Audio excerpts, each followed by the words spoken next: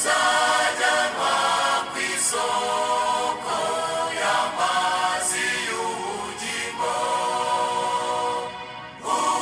utuzanira amahoro sabato nziza zose, utuzanira amahoro sabato nziza.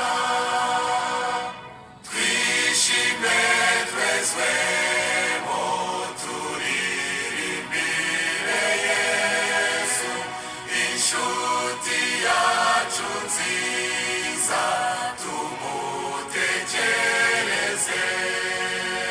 Mukiza mwiza udukunda, isezerano ryawe muzaba muri twebwe, niryo ritunezeza.